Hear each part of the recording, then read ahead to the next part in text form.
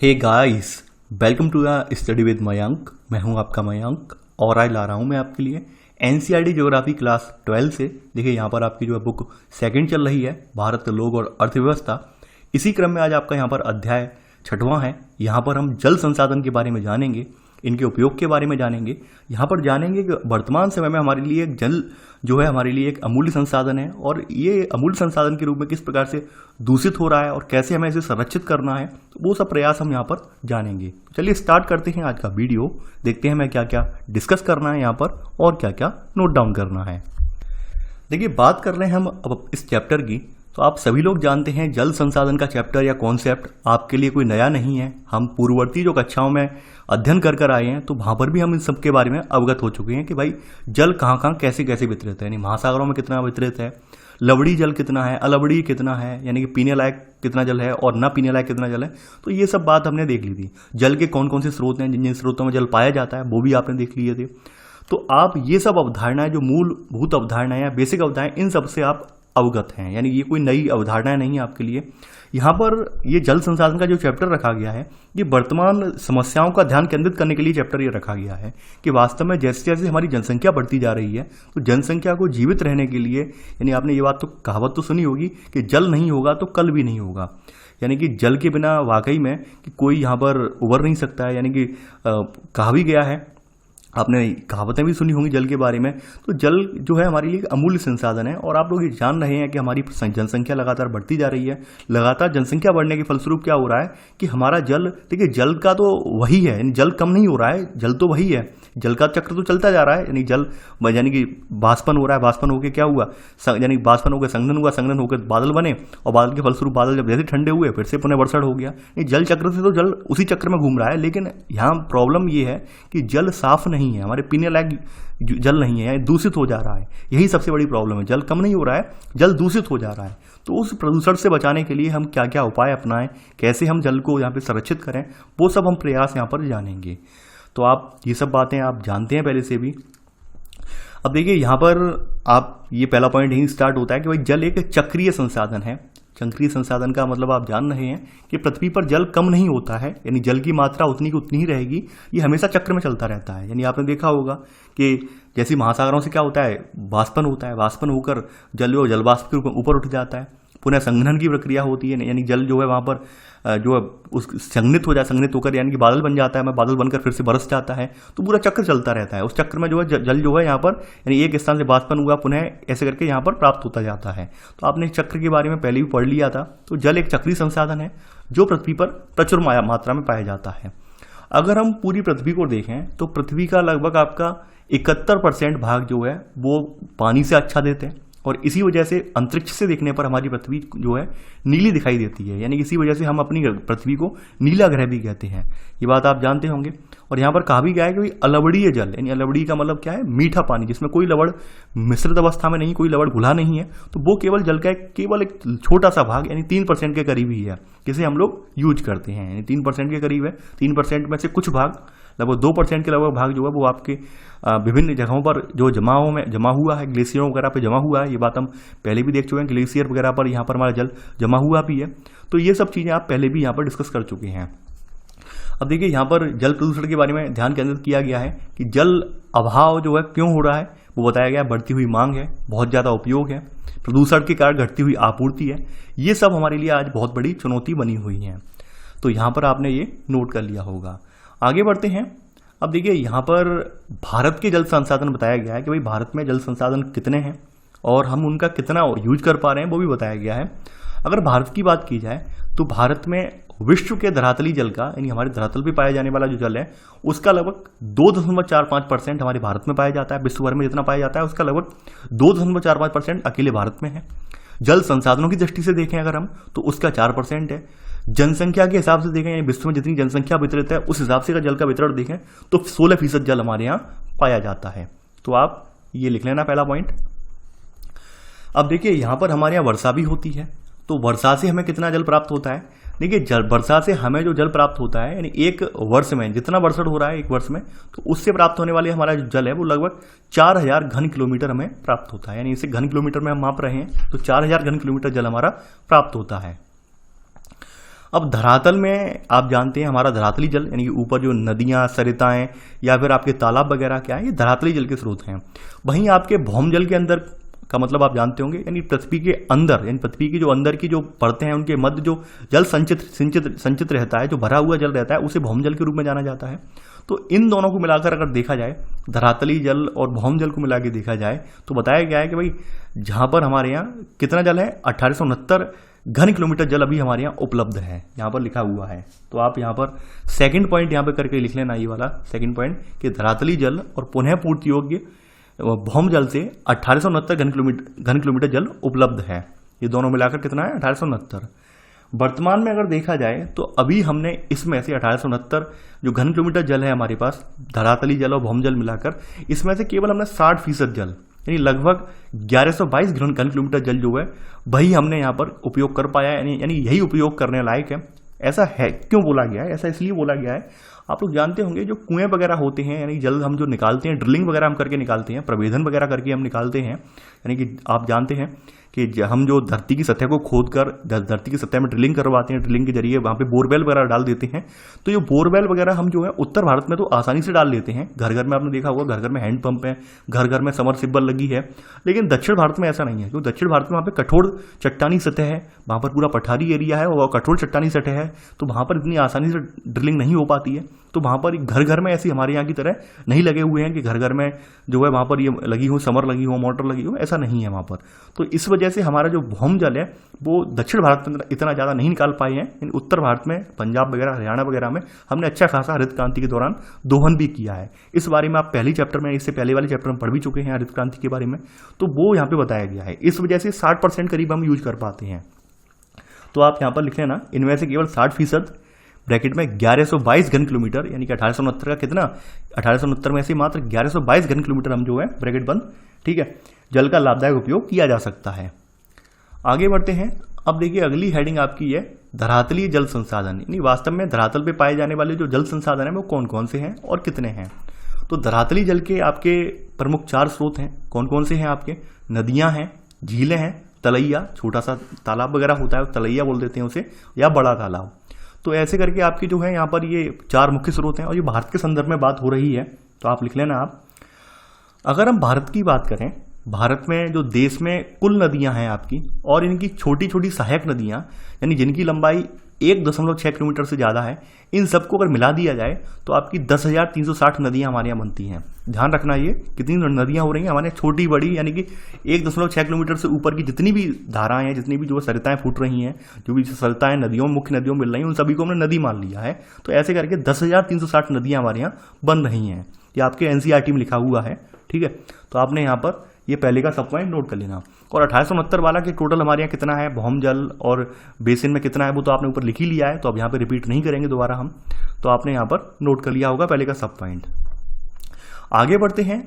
अब देखिए धरातली जल जो हमारा जितना आपूर्ति है, जितना हमारे पास धरातली जल है ऊपर, तो आपने ऊपर उस दोनों का सम करके लिखा है, धरातली जल का और भौम जल का, दोनों का सम करके ऊपर लिखा है 1869 घन किलोमीटर के रूप में। अब यहाँ पे ये भी बताया गया है कि आपके पास जो धरातल पे मौजूद जल है उसका हम कितना यूज कर रहे हैं, उसका हमने कितना उपयोग किया है, क्योंकि वो जो जल है वो या तो सरिताओं, यानी कि आपने देखा होगा, या तो आपकी नदियों के रूप में है, तालाब के रूप में है, झीलों के रूप में है, उसका हमने कितना यूज किया है वो बताया गया है यहाँ पर।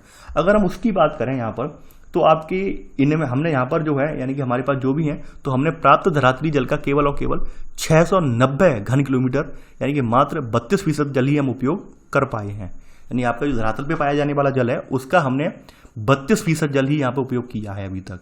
तो आपने यहाँ पर लिख लेना सेकंड पॉइंट में। आगे बढ़ते हैं आपकी, अगर आपने पहले देखिए इसके बारे में पढ़ा है आपने, भारत भौतिक पर्यावरण, वहाँ पर कि भाई जो किसी भी नदी का जो बताया गया जल प्रवाह क्या होता है, जल प्रवाह इसका जो जल ग्रहण क्षेत्र होता है, इसका आकार और नदी बेसिन में जल की मात्रा पर निर्भर करता है। मात्रा ये निर्भर किस पे करती है, वर्षा पर निर्भर करती है। ये लाइन आप वहाँ पर भी लिख चुके थे और यहाँ पर आप दोबारा नहीं लिखेंगे। यानी नदी में जो जल प्रवाह होता है, नदी में जो पानी बह रहा होता है, तो वो डिपेंड किस पर करता है, नदी का जलग्रहण क्षेत्र कितना बड़ा है, कौन कौन सी नदियां आके उसमें मिल रही हैं, सहायक नदियां कौन कौन सी आके उसमें मिल रही हैं, इसके अलावा वर्षा हो रही है या नहीं हो रही है, या फिर नदी कहाँ से निकल रही है ये भी डिपेंड करता है। यानी आपने ये भी पढ़ा था कि हिमालय की नदियाँ जो हैं सदा नीरा हैं, यानी हिमालय की नदियों में कभी पानी की किल्लत नहीं होती है, पानी कभी सूखता नहीं है। वहीं दक्षिण भारत की नदियाँ जो हैं वो सदा नीरा रही हैं, यानी वो बारिश के सीजन पर डिपेंड रहती हैं। बारिश होती है तो यहाँ पे पानी खूब रहता है, उनमें बारिश नहीं होती है तो सूख जाती हैं। केवल एक दो नदियाँ हैं ऐसी जो वर्ष भर रहती हैं, वर्ष भर वहाँ पर पानी रहता है, जैसे कावेरी नदी है। कावेरी नदी में रहने का रीजन भी आपको पता होगा, क्योंकि जो आपका लौटता हुआ मानसून होता है, लौटते हुए मानसून से वहाँ पर तमिलनाडु में वर्षा होती है और उस वजह से वहाँ पर पानी उसमें बना रहता है। तो आपने ये सब बातें आप जानते भी हैं, आप पढ़ चुके हैं। अगर नहीं पढ़ी हैं तो दोबारा से आप क्लास 11th वाली जो है नोट्स एक बार उठा के देख लेना, समझ में आ जाएगा।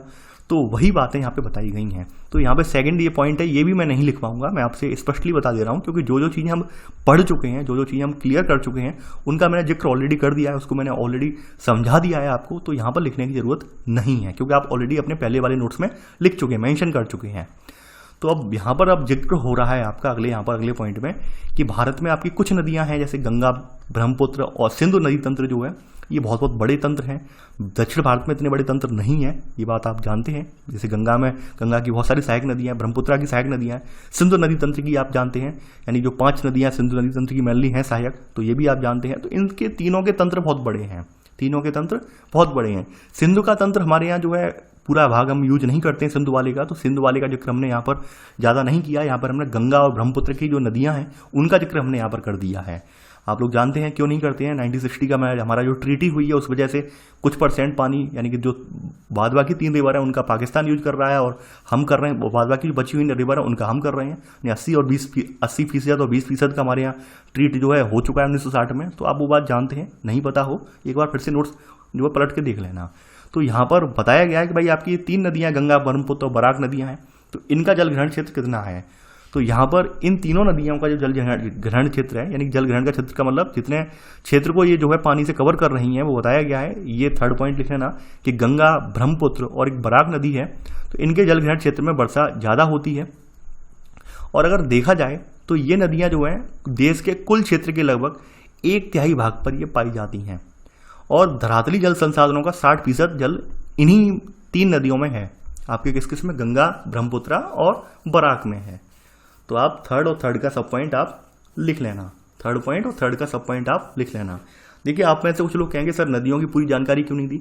नदियों की जानकारी भी हम पूरी दे चुके हैं ऑलरेडी। अब आपको हम एक एक नदी नहीं बताएंगे कि भाई गंगा कहाँ से निकल रही है, गंगा का उद्गम क्या है, स्रोत क्या है, क्योंकि हम ऑलरेडी डिस्कस कर चुके हैं। हम यहाँ पर समय दोबारा बर्बाद नहीं करेंगे। ब्रह्मपुत्र कहाँ निकल रही है, कहाँ पर जाके मिल रही है, ये हम दोबारा नहीं डिस्कस करेंगे। अगर हम दक्षिण भारत की नदियों की बात करें यहाँ पर, तो दक्षिण भारत की नदियों में आपकी अगर बात करें तो आपकी गोदावरी, कावेरी, कृष्णा ये बताई गई हैं। इन जल प्रवाह का अधिकतर भाग काम में लाया जाता है। देखिए यहाँ पर ये चौथा वाला पॉइंट जो है ये मोस्ट इंपॉर्टेंट पॉइंट है मेरी नज़रों में। क्यों है, अक्सर आप लोग जो है जो कुछ ऐसे पॉइंट्स होते हैं जो दुविधापूर्ण होते हैं, यानी आपके चिंतन, यहाँ पर चिंतन का बहुत ज़्यादा महत्व है। इन पॉइंट्स में आपके अगर देखेंगे तो चिंतन का बहुत महत्व है। अब जैसे आपके सामने ये ऑप्शन रख दिया गया कि दक्षिण भारतीय नदियों का जो जल है उसका अधिकतर भाग काम में लिया गया है, काम में ला चुके हैं हम लोग, जबकि उत्तर भारत की नदियों का हम अभी तक नहीं ला सके हैं।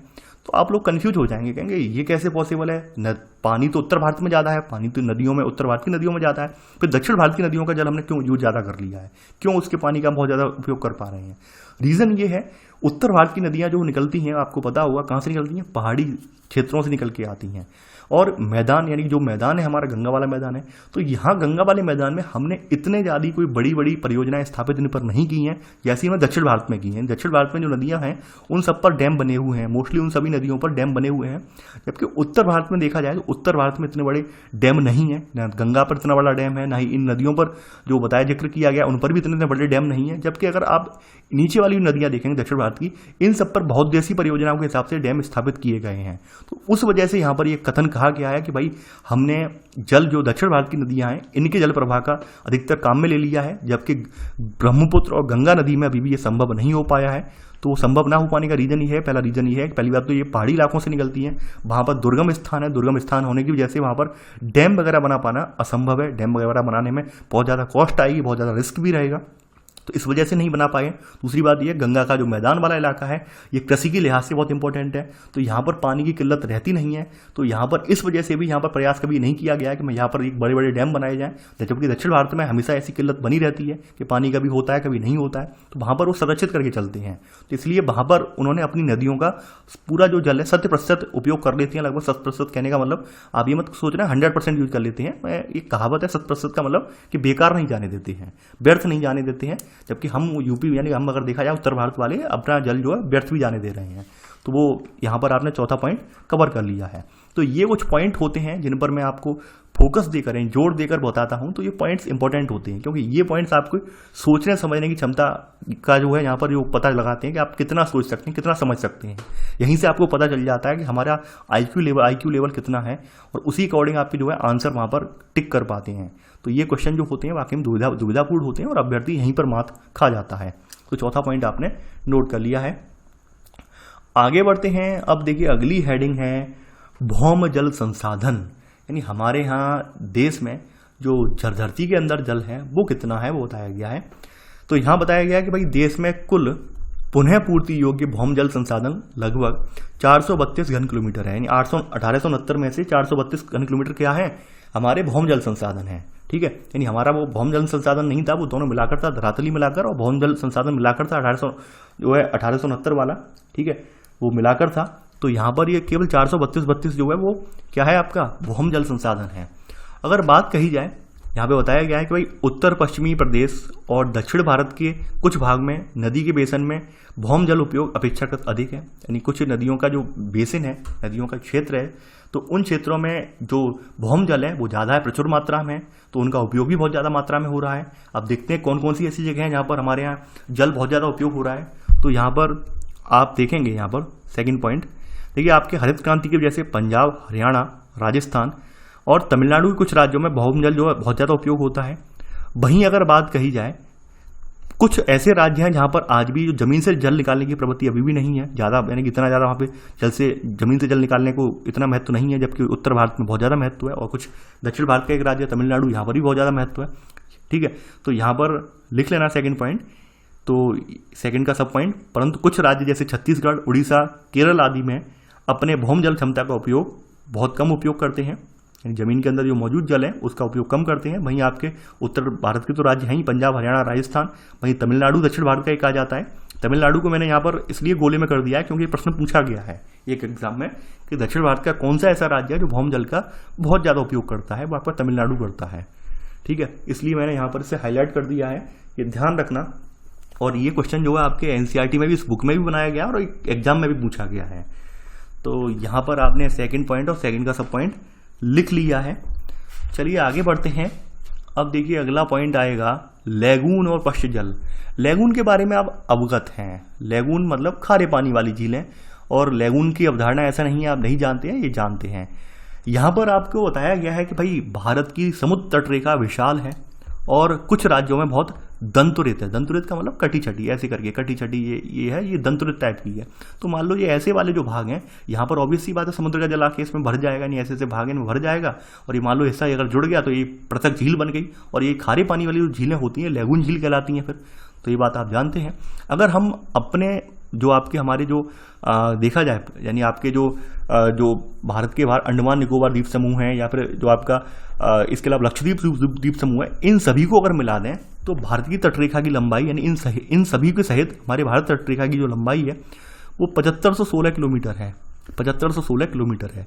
आपने पढ़ा भी है NCERT में, क्लास 11th में भी पढ़ा, क्लास 9th में भी पढ़ा, चैप्टर 1 में। तो हमारी यहाँ पर अगर तटरेखा की लंबाई अगर हम देखें, समुद्र तटरेखा की लंबाई देखें, यहाँ पर अंडमान निकोबार द्वीप समूह, लक्षद्वीप द्वीप समूह को मिलाकर हमारी लंबाई कितनी है, वो 7516 किलोमीटर है। तो ये काफ़ी लंबी हमारी तटरेखा है। ऑब्वियसली बात है, तटरेखा काफ़ी लंबी है, तो जहाँ पर ज़्यादा कटी छटी होगी वहाँ पर लैगून झीलें बन गई होंगी। तो बताया गया है कि भाई लैगून झीलों से भी हमारा कुछ जल की आपूर्ति हमारे भारत में होती है। वहाँ पर ऐसी आपूर्ति होती है जो खारे पानी वाली झीलें हैं, जो खारे पानी में वही फसलें उगाई जाएंगी जो खारे पानी से हो जाती हैं। जैसे आपके नारियल के वृक्ष हैं, खारे पानी से हो जाते हैं। कुछ चावल की किस्में हैं, खारे पानी से हो जाती हैं। इसके अलावा आप जानते हैं समुद्र तटीय जितने राज्य हैं वहाँ पर उनका जो प्रमुख व्यवसाय जो होता है समुद्र तटीय राज्यों का, वो वही होता है मत्स्य पालन, यानी पूरा समुद्र पर डिपेंड होती है उनकी अर्थव्यवस्था वहाँ पर देखा जाए वहाँ पर लोग अपनी ज़रूरत की जो चीज़ें हैं वो समुद्र से ही प्राप्त करते हैं यानी खाद्यान्न के रूप में। तो वहाँ लगभग मत्स्य पालन वगैरह इनमें अच्छा खासा होता है, इसलिए इनका महत्व है। तो यहाँ पर आप इसमें थोड़ा सा लिखेंगे, यहाँ पर पहला पॉइंट लिखेंगे कि भारत की समुद्र तटरेखा कुछ राज्यों में बहुत दंतुरित है। दंतुरित का मतलब कटी छटी है। इसी कारण बहुत सी लैगून झीलें बन गई हैं। मैंने एग्जाम्पल भी यहाँ पर इसमें दिखाया था आपको। अब जैसे यहाँ बताया गया है कौन कौन सी लैगून झीलें हैं, वो बताया गया है यहाँ पर कि केरल, उड़ीसा, बंगाल, यानी केरल, उड़ीसा और बंगाल, पश्चिम बंगाल में इन झीलों में लिख लेना, इन झीलों में, लैगून और झीलों में बड़े धरातली जल संसाधन हैं। इनमें मछली पालन, चावल की कुछ किस्में और नारियल की जो खेती इनके पानी से की जाती है। ठीक है, ये आप लिख लेना इसी में है। तो आपने यहाँ पर नोट कर लिया। देखिए एक अभ्यर्थी का क्वेश्चन मुझे याद आया, वो अभी आप मेरे दिमाग में आया तो मैं आपसे जिक्र कर दे रहा हूँ। तो एक अभ्यर्थी, शायद नया अभ्यर्थी था, पता नहीं 9th या 10th का बच्चा था, आई होप ऐसा ही मुझे फील हो रहा था, 9th या 10th का था। तो उसने मुझे एकदम कहा कि सर ये बताइए कि ये गलत क्यों पढ़ाया जाता है कि पश्चिम बंगाल तो पूर्व में पड़ता है, तो पश्चिम बंगाल को, वो तो वैसे पूर्व में पड़ा है, तो पश्चिम क्यों कह रहे हैं उसे। तो मुझे थोड़ा सा लगा सुनकर, मुझे देखकर ये मतलब लगा, जब हमें बताया टीम मेंबर्स ने, सर एक कमेंट हमें इस तरह से मिला, एक बच्चे ने प्रश्न किया है कि ये तो पूर्व में पड़ता है हमारे यहाँ से, फिर इसे पश्चिम बंगाल क्यों कहते हैं। तो देखिए हमारे यहाँ से पूर्व में पड़ता है, जरूरी नहीं है हमारे यहाँ से पूर्व में जो चीज़ हो वो किसी और के पश्चिम में ना हो। ठीक है, कहने का मतलब क्या है कि मान लीजिए ये हम है और ये आपका जो है बंगाल है, यानी ये बंगाल है, ठीक है, और ये हम यहाँ पर MP में हैं, ठीक है, हम ये मान लेते हैं। तो हो सकता है हमारे यहाँ से तो ये ईस्ट में पड़ रहा हो। ठीक है, अगर यही हम यहाँ से बांग्लादेश से देखें तो बांग्लादेश से अगर देखने पे ये भी हो सकता है बांग्लादेश से कि ये यहाँ के पश्चिम में पड़ रहा हो। तो आपने ये भी जाना है कि हमारे यहाँ जो विभाजन हुआ था, बंगाल विभाजन, यानी पूर्वी बंगाल और पश्चिमी बंगाल, तो उस हिसाब से इसका नाम क्या रखा गया, पश्चिम बंगाल पड़ गया। वो कोई यानी कि हमने स्पेसिफिक रीजन की वजह से नहीं रखा है पश्चिम बंगाल, वो उसी वजह से रखा गया कि बंगाल को हमने पूर्वी बंगाल जो था वो बांग्लादेश बन गया बाद में, यानी पहले वो पूर्वी वो बंगाल वाला रीजन था वो पाकिस्तान के फेवर में रहा। फिर 16 दिसंबर 1971 को जो है ये पृथक देश बन गया बांग्लादेश के रूप में। और ये आप जानते ही हैं लॉर्ड कर्जन का जो विभाजन हुआ था उसमें ये पश्चिम बंगाल से नाम दे दिया गया। तो इस वजह से पश्चिम बंगाल एक नाम रखा गया है उसका, ऐसा नहीं है कि वो पश्चिम में है। अब देखिए अगर हम देखें दिशाओं को अगर देखें तो दिशाएं एक काल्पनिक है, ये बात आप भी जानते हैं। हर आदमी अपने यहाँ पर स्थान पे खड़ा होता है, वहाँ से दिशा लगाता है। तो हम यहाँ से लगा रहे हैं तो हमारे लिए तो पश्चिम में पड़ रहा है ये, लेकिन बंगाल वाले जो मान लो बांग्लादेश वाले व्यक्ति हैं कोई, या फिर पूर्वोत्तर राज्यों वाले हैं, तो पूर्वोत्तर राज्यों वालों के लिए तो पश्चिम में थोड़ी ना पड़ रहा है, उनके लिए पूर्व में आ गया ये। तो ये आप थोड़ा समझिए इन सब चीज़ों को। देखिए होता क्या है कि जो क्लास वगैरह में टीचर वगैरह जिक्र करते हैं उन्हें कायदा ये कहता है कि भाई मैप दिखाइए बच्चे को, लेकिन आप लोग मैप नहीं दिखाते हैं वे लोग। तो ये सबसे बड़ी गलत बात है। इस वजह से जो बच्चे हैं उनके माइंड में डाउट क्लियर नहीं होते हैं। तो यहाँ पर अगर ऐसे बेसिक से एग्जाम्पल भी दे दें तो भी समझ में आ जाएगा बच्चे को। तो अगर आपके अगर आसपास ऐसा कोई बच्चा हो या फिर जिसके मन में जिज्ञासा हो कि भाई ये ऐसा क्यों हुआ, आपने कर्जन वाला लॉर्ड कर्जन का जो विभाजन है वो भी देखा था, बंगाल विभाजन पढ़ चुके हैं उसके बारे में, तो आप उसे समझा दीजिए। और दूसरी बात इस चीज़ का भी जिक्र कर दीजिए कि ज़रूरी नहीं है कि हमारे यहाँ से जो चीज़ पूर्व में हो वो कहीं से पश्चिम में ना हो, कहीं से पश्चिम में भी हो सकती है वो चीज़। तो दोनों एंगल से आप समझा दें तो समझ में आ जाएगा। चलिए आगे बढ़ते हैं, जल की मांग और उपयोग। देखिए इसके बारे में हम पहले ही जिक्र कर चुके हैं कि जल की मांग लगातार बढ़ती जा रही है और भारत जैसे देश के संदर्भ में देखा जाए तो जल की मांग हमारे लिए बहुत ही ज़्यादा नितांत आवश्यक है। क्यों है? क्योंकि हमारी अर्थव्यवस्था का एक बड़ा तबका, आपने ये भी देखा था, लगभग 60% से ज़्यादा लोग हमारे यहाँ आज भी प्रत्यक्ष रूप से जो है कृषि कार्यों पर डिपेंड हैं। चाहे बेशक उसका योगदान GDP में इतना नहीं है, लेकिन फिर भी वो कृषि कार्यों पर डिपेंड है। तो कृषि कार्यों पर जब डिपेंड है तो कृषि भी आप जानते हैं, कृषि भी हमारी जो है कहीं ना कहीं वर्षा पर निर्भर तो नहीं है, जो है कृषि भी सिंचाई पर निर्भर है। तो इस वजह से हमारे यहाँ जो जल की मांग लो है लगातार बढ़ती जा रही है कृषि कार्यों के लिए। तो यहाँ पर आप लिखेंगे थोड़ा सा इसके बारे में, पहला पॉइंट कि पारंपरिक रूप से भारत एक कृषि प्रधान अर्थव्यवस्था है और इसकी जनसंख्या का लगभग 2/3 भाग कृषि पर निर्भर है। इसी में सब पॉइंट, इसलिए हमने क्या किया, हमारे यहाँ पंचवर्षीय योजनाएं आई। पंचवर्षीय योजनाओं में इसलिए पंचवर्षीय योजनाओं में सिंचाई के विकास को उच्च प्राथमिकता प्रदान की गई और बहुउद्देशीय नदी घाटी परियोजनाएं जैसे भाखड़ा नागल हीराकुंड, दामोदर घाटी, नागार्जुन सागर, इंदिरा गांधी नहर परियोजना आदि की शुरुआत की गई। अब देखिए, आप ये वर्ड जो आया है बहुउद्देशीय, इसका मतलब आप जानते होंगे, और नहीं जानते हैं फिर से मैं बता दे रहा हूँ। बहुउद्देश्य का मतलब ये है कि एक से ज़्यादा उद्देश्यों के लिए जो पूर्ति करे वो बहुउद्देश्य है। जैसे आप जानते हैं कि भाई जो ये बांध बनाए गए हैं, बड़े बड़े डैम, भाखड़ा नागल हो, हीराकुंड हो, दामोदर हो, तो इन पर केवल और केवल ऐसा थोड़ी ना कि जल भर के केवल हम खेतों के लिए सिंचाई करवा रहे हैं, ऐसा नहीं है। बिजली भी बन रही है, पनबिजली भी यहाँ पर बन रही है। इसके अलावा यहाँ पर जल जो है जो छोड़ा भी जा रहा है, और दूसरी बात जल फिल्टर करके जो पीने योग्य भी बनाया जा रहा है। तो ये बहुत सारे काम कर रहे हैं, यानी कि बहुत सारे रोल निभा रहे हैं, तो इसलिए इसे बहुउद्देशीय परियोजना का नाम दिया गया है। ये बात आपको मैंने पहले भी बताई थी, तो आपने यहाँ पर लिख लिया होगा पहला और पहले का सब पॉइंट। तो ये तो आपने देख लिया कि हमारे यहाँ सबसे ज़्यादा जल कहाँ लग रहा है, वो कृषि सेक्टर में लग रहा है। कृषि सेक्टर में सबसे ज़्यादा डिमांड है।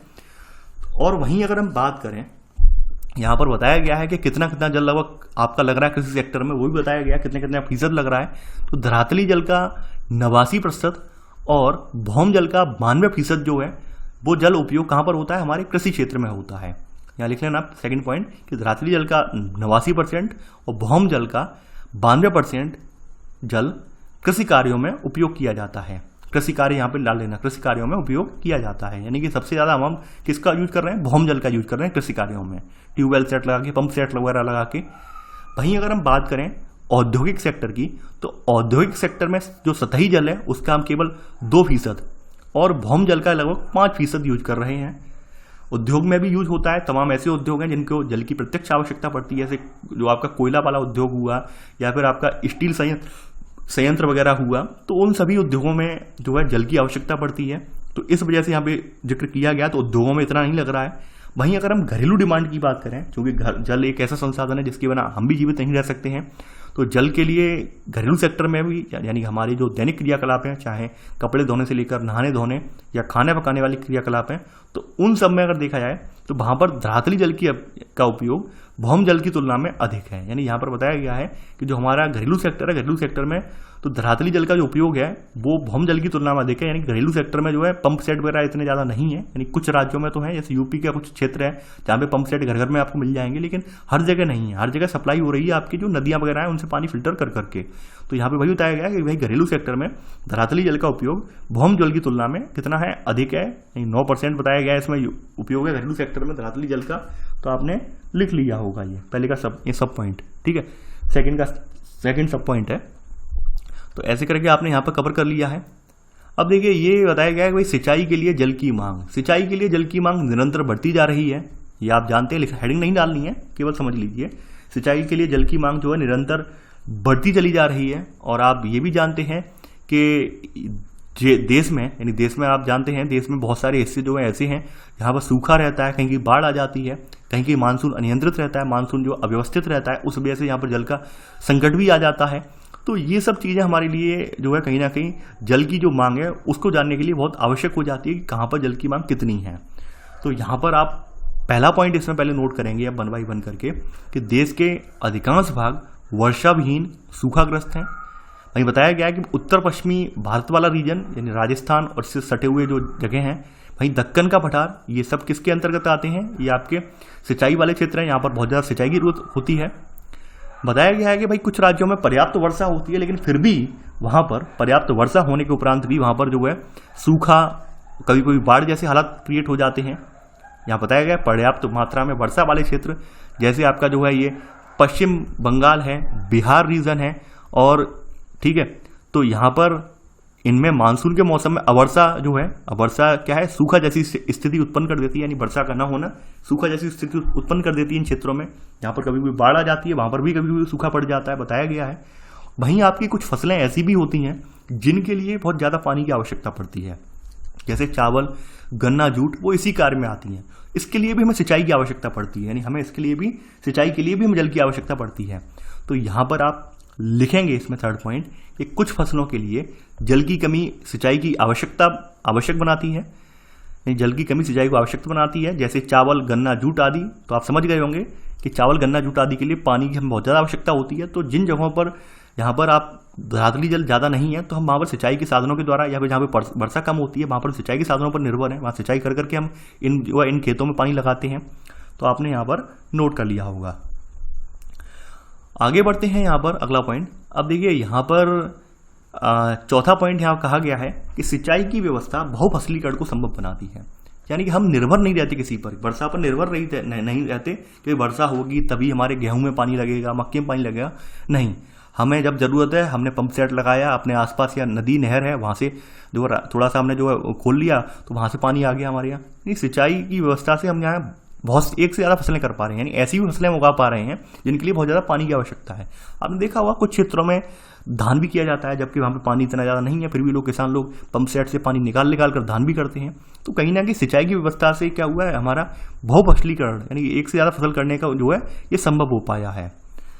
आपने कल भी देखा था और आज भी यहाँ पर देख रहे हैं कि फसलों की जो बहुत ज़्यादा H5 जो हाई यील्ड वैरायटी H5B वाली जो वैरायटीज़ हैं उन्हें पानी की आवश्यकता बहुत ज़्यादा होती है। तो इस वजह से भी हमारे लिए सिंचाई बहुत आवश्यक हो जाती है। तो ये पॉइंट मत लिखिए, ये पॉइंट आप कल भी लिख चुके हैं। अब देखिए यहाँ पर अगले पॉइंट में बात कही गई है कि भाई कौन कौन से ऐसे क्षेत्र हैं जहाँ पर सिंचाई सबसे ज़्यादा हो रही है।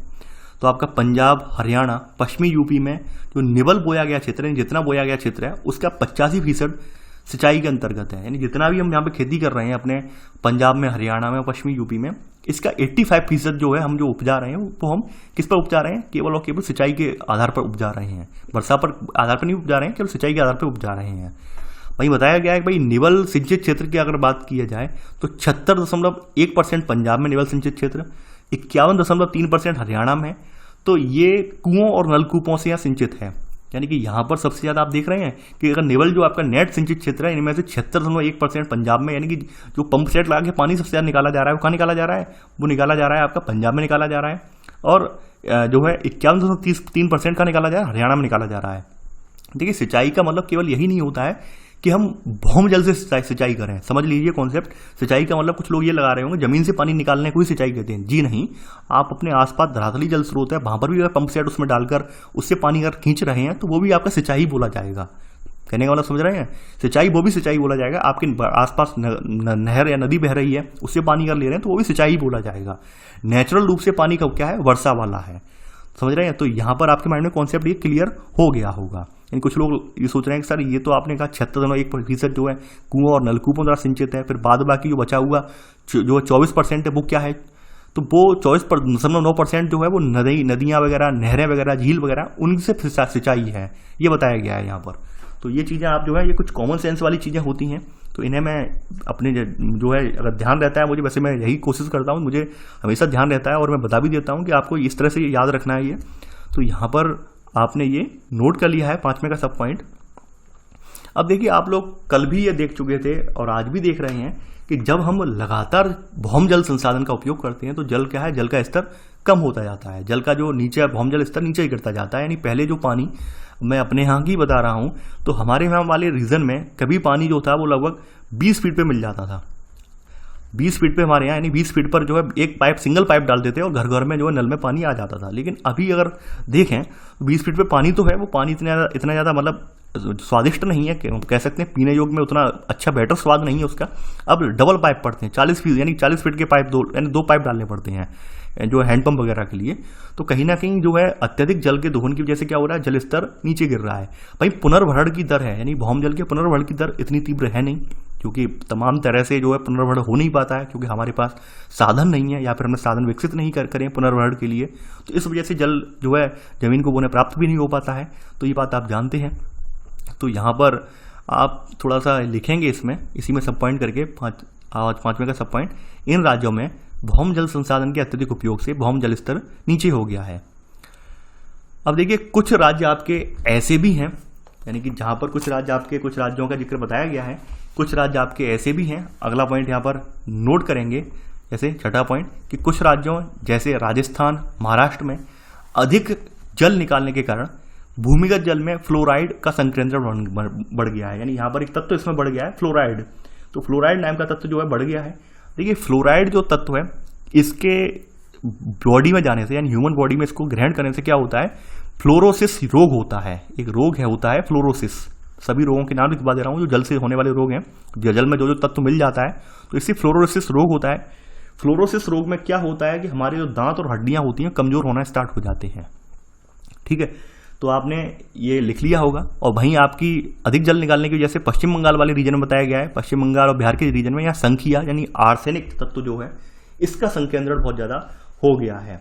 तो आर्सेनिक की अधिकता अगर होती है जल में और आर्सेनिक का कोई जो है यूज करता है तो उससे क्या होता है, आर्सेनिक की अधिकता जब होती है तो उससे ब्लैक फुट नाम की बीमारी होती है। ब्लैक फुट, ये ब्लैक फुट नाम की बीमारी आर्सेनिक का ग्रहण करने से होती है। तो मैं बता दे रहा हूँ एक एक करके पेयजल में कौन कौन सी जो तत्व अगर मिले हों तो उनसे क्या क्या बीमारी होती है। पारा यानी कि लेड, अगर पारा युक्त जल है यानी पारा युक्त अगर जल है तो इसके बाद इससे जो बीमारी होती है, पारा युक्त जल ग्रहण करने से जो है यूज करने से हमारी जो बीमारी होती है वो होती है मिनमाटा।